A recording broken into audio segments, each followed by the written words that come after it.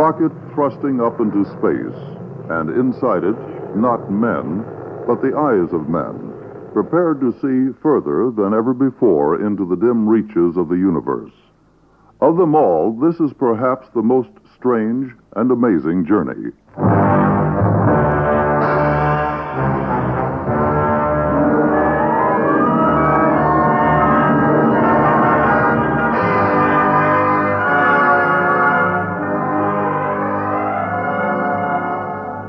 Journey into Nature, a special series of programs produced by WNBC in cooperation with the American Museum of Natural History, an institution dedicated to the search for knowledge in the fields of natural science. Within the many exhibit halls of the museum, you will find accurate representations of what man has learned of himself and the world that surrounds him. Journey into Nature visits many of the exhibits, talks with the staff members and research scientists in order to capture in sound the wealth of knowledge on display, to bring you the excitement of learning, to explore the wonders of the world. Here now is your host, Tex Antoine. Thank you and good morning. Did you ever, perhaps as a youngster, lie on your back at night in a field of tall grass and try to count the stars? Or if you came from New York City, did you see the stars wheel moving thousands of years in a moment at the Hayden Planetarium? Well, even if you didn't, there probably isn't a man alive who hasn't at one time or another wondered what the moon was really made of. Not cheese, of course, or whether there was life on other planets. Well, man is on the verge of finding out about such things, and several days ago launched an observatory into orbit around the Earth to study the sun. Also, there is another project called Project Stratoscope. This morning, we'll find out more about these projects from Dr. Franklin M. Branley, Associate Astronomer at the American Museum Hayden Planetarium. Good morning, Dr. Branley. Good morning, Tex. Very nice to be with you. Thank you, because this is such a pertinent subject now that man is practically stumbling over his own technical heels getting into space and with our new orbit. I'd like to ask you first, though, about the museum's participation in this new element of space. Could you tell us about some of the new exhibits here at the planetarium dealing with our reach? Well, I'd be glad to, Tex. We have, as you know personally, a full-size Mercury capsule on exhibit, and then a very large space vehicle, 41 feet long. This is a version of the Apollo vehicle that is going to take 3 men to the moon. We have several models of moon vehicles, the kind that are going to land on the moon within this year. And we also have a model of the 36-inch balloon-borne telescope that may fly this fall. This particular telescope has been built, and it's just a matter of working out the tremendous problem of launching the thing, because it's carried by a balloon, and the balloon, of course, can't rip or tear, and it must take off in a beautiful, smooth ascent. Have you found a recently stimulated interest in these projects here at the museum? I mean, more and more people are looking at their new future here? Well, ever since 1957, Tex, we've noticed a great surge in interest, and then whenever there's a launching of a satellite, there's new interest. And we are appealing especially to the young people who need and demand some sort of guidance in space science and astronomy. We have a summer program for 200 high school students that's sponsored by the National Science Foundation, for example. These students can participate in the work here at the museum, or the planetarium. Well, they don't actually participate in our work, Tex, but we bring in astronomers from various observatories throughout the United States, and also people who are engaged in some version of space engineering, to work with these young people and to actually tell them firsthand the kind of research they are doing. That should be fascinating for someone interested in that field, and may we suggest that a little later in the program, for those of you at home who would be interested or have children interested in this field, we'll give you the details on the student program. So in case you'd like to find that paper and pencil that you can never find on Sunday morning. Maybe, Doctor, pursue this idea of sending a telescope up in a balloon. We have already sent up 3 telescopes. These were 12-inch jobs, reflecting telescopes. One of these was controlled by a video circuit. That is, TV equipment in a truck on the ground can regulate what the telescope is seeing. The astronomer sits in the truck and looks at a TV screen. He sees on this screen what the telescope sees. And if he wishes to swing the telescope around to bring some other target into view, he can do that. If he sees something interesting, he can take a picture of it. And he has complete control from the time the telescope reaches its peak altitude until it begins its descent. Then this will be, again, one of these extremely complicated remote control operations for the telescope. Well, it certainly is. Every aspect of it is extremely complicated. The Perkin-Elmer Company in Norwalk, Connecticut, I think is to be congratulated because they are the ones who worked out all of the engineering bugs, and believe me, there must have been plenty. I can imagine. Well, I think the obvious question is, why do you go to all of this trouble to put a telescope in a balloon at such a height? Well, Tex, the thing is that whenever you look into space through the Earth's atmosphere, you are looking through a murky haze, more or less murky, depending upon your position. And even if the air is clear, you still have thermals. That is, the air is at different temperatures, and so you have movements of the air, which tend to make your image wiggle. And so the reason we want to get outside this atmosphere is so that we can get a clear image.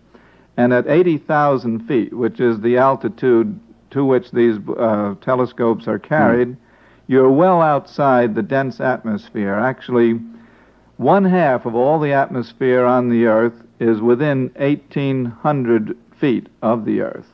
Oh, yes.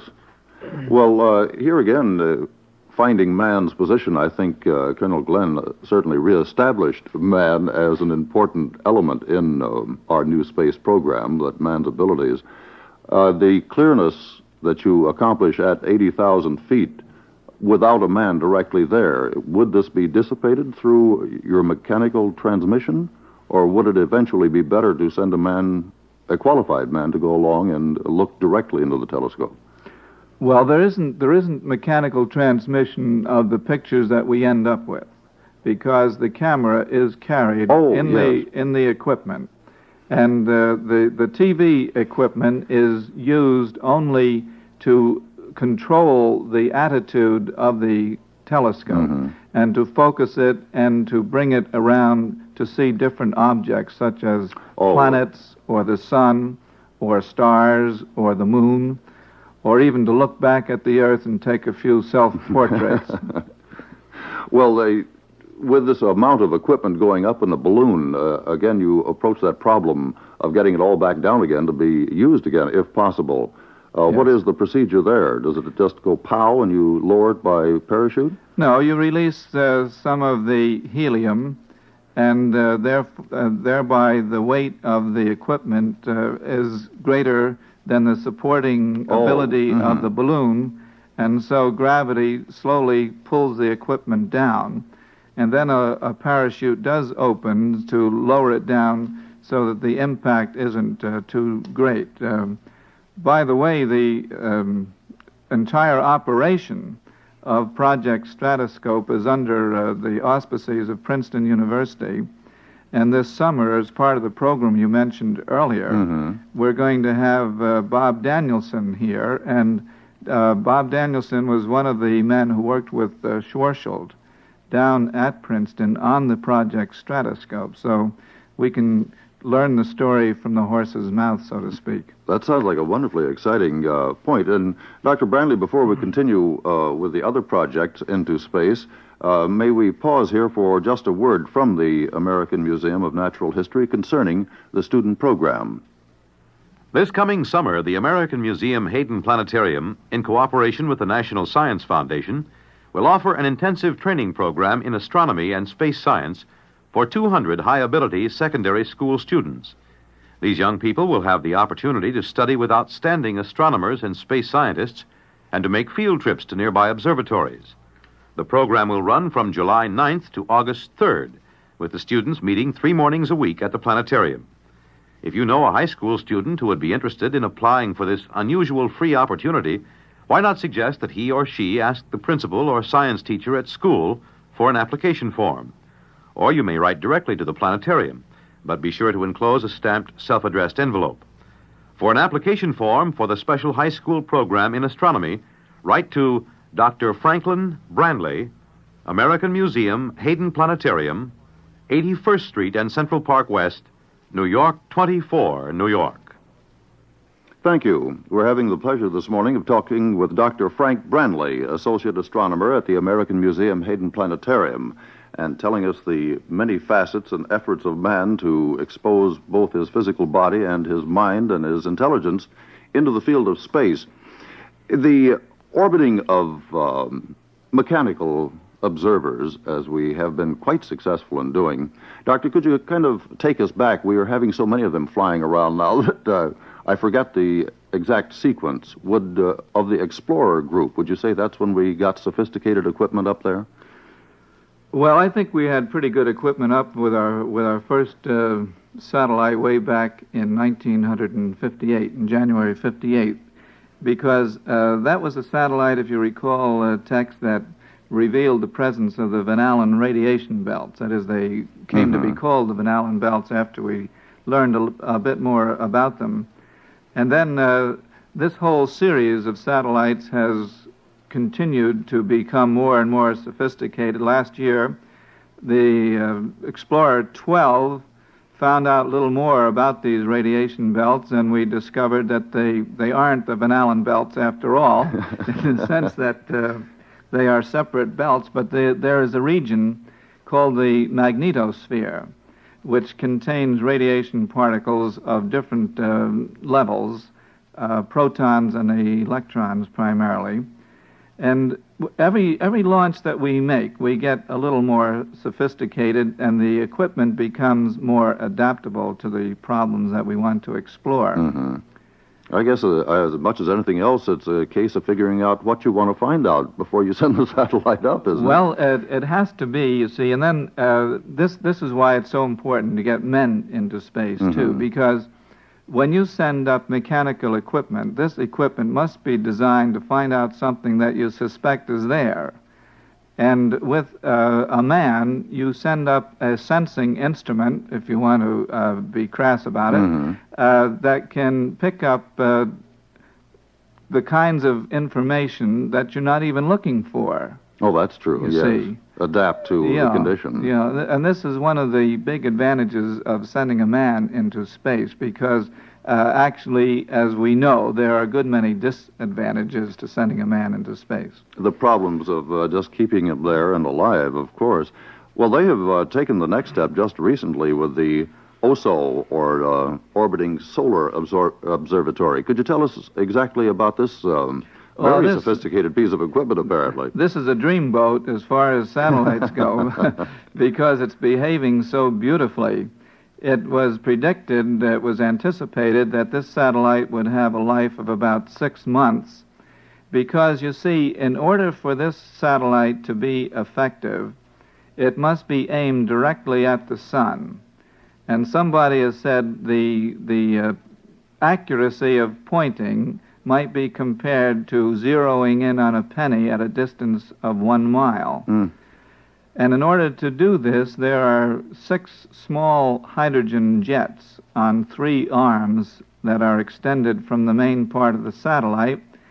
And these jets turn on and off to swing the satellite around to keep it aimed directly at the sun. Oh, yes. And it was expected that these jets would have to be turned on, once every day at least. And now we find that because of the precision of aiming, that they don't have to be turned on that often at all.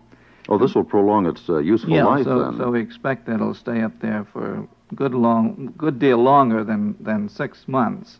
What type of information is it sending back? Well, it's giving us information about ultraviolet radiation and about X-ray radiation and gamma ray radiation from the sun. The sun is a radiant object, as all stars are. It gives out energy in the full spectrum, that is all the way from long wave radio energy up to the short wave gamma rays. And here on the surface of the Earth, because of the atmosphere that intervenes, a good deal of the energy from the sun is filtered out, never reaches us. The main energy that we get is in the visible range, red, orange, yellow, green, blue, and violet. But now, with this particular satellite, outside of Earth's atmosphere, we are able to get information about the amount of ultraviolet, X-ray, and gamma radiation, the intensity of it, whether it's a variable factor or a steady factor of radiation. And we're getting so much data, so many facts from it, that we're just completely overwhelmed. Really? Yeah, it's literally true, because this information is telemetered down to the Earth where it's tape recorded, and you get actually miles and miles of tape. And somebody has said that the technicians are tied up in their own tape these days, which is probably just about it. I imagine the problem of deciphering and using and analyzing and cross-cataloging all of this information is going to be a lengthy project, isn't it? Yeah, we're becoming so successful with these satellites and with the obtaining of the information that now we have to work out ways of studying what they're telling us. Well, could we cover your project for orbiting an observatory in the more astronomical field, wouldn't it be? Yes, this is an orbiting astronomical observatory. And you remember the project Stratoscope we discussed earlier. Well, the drawback to that project is that the telescope goes up in the morning of a day and it comes back in the afternoon of the same day. Oh. This must be so because of thermals and problems having to do with the balloon and other equipment. But with an orbiting astronomical observatory, we'll be able to send up a telescope, an optical telescope, put it into orbit around the Earth, and this telescope could conceivably take long exposures of various objects in space. The other telescope, the Stratoscope, must take snapshots because of the nature of the equipment again. And there's something to be said for both, but when you are working with very dim astronomical objects where you have the light is so dim, so low, that you have to store it up, then you have to have a long time exposure, you see, one of several minutes or maybe even hours. And this is a tricky bit of business, too, because it means that you must be able to zero in your telescope on your target, to hold it on target without wavering, otherwise your image is going to be distorted for as long as you have to make your exposure. Again, very complicated equipment. I guess it would be controlled pretty much with the jets, much as OSO is aimed at the sun. Yes, and this is very encouraging, the way OSO is behaving, because it implies, at least, that the orbiting astronomical observatory will be regulated and be able to be regulated in a similar way. Well, you mentioned earlier that one of the problems is to be sure that you know what you want before you send up your equipment, or at least you have a suspicion in a particular field. What are your suspicions in the field of astronomical study with an orbiting satellite? What do you suspect that you're going to find? Well, I can say what we would hope to be able to find, and I'm sure people will be sitting on the edge of their chairs when this observatory goes up, because chances are it'll make very sharp pictures of the planet Mars. And as soon as you talk about Mars, people think about canals and the little people. And once and for all, we're going to be able to find out if there are canals on Mars, if there are vegetation areas there, and maybe find out once and for all if there are Martians or ever have been Martians. Well, if you could ever do that, I think if that one question were answered, it would certainly justify every penny and every hour of man's time spent. Of course, you might destroy a great illusion and something that man has kind of tinkered with in his mind for a great many years, too. Well, then we make new illusions, you know. Once we destroy one and get down to brass tacks, then we make new dreams for ourselves. Well, good. And this is, you can literally say space has opened to man a great area of dreams that are coming true at a surprising rate. It certainly has. Well, Dr. Brantley, I wish to thank you for this discussion on our great new and ever-broadening future of space. It's frighteningly close and yet excitingly near, too. Oh, before we go and discontinue this particular program, may I mention that on last Sunday's program, in presenting to you the calls of many birds and their mating signals, not only vocal, that due to some technical difficulties, the calls were not properly identified. We had many mentions from many of you observing people who do know the bird calls much better than I do, I must admit. And we are very sorry for any confusion, and I'm sure the birds will excuse us, too, if you will. And thank you very much. We'll try to correct these things as they come along. And again, Dr. Frank Brantley, thank you for being with us this morning to discuss our space program. I say ours because of the participation available to everyone. Dr. Frank Brantley is Associate Astronomer at the American Museum Hayden Planetarium. And this is Tex Antoine reminding you to join us again next Sunday at the same time when we shall again journey into nature.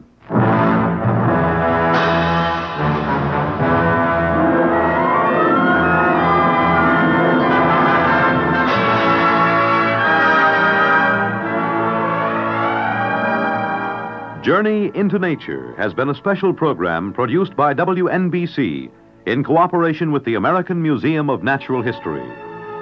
Join us again next week as we explore the museum, seeking out the natural wonders of our world. Journey into Nature is produced by Gary Stradling. Your host, Tex Antoine. This is Fred Collins. This program was pre-recorded and heard around the world through the facilities of the Voice of America and the Armed Forces Radio Service.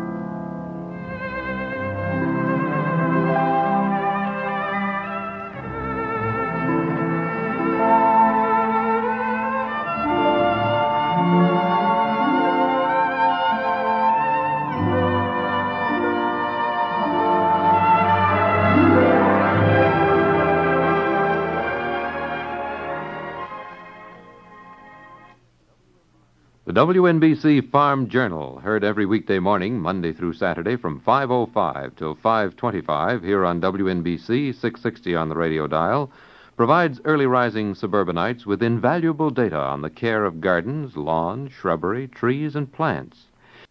Plants.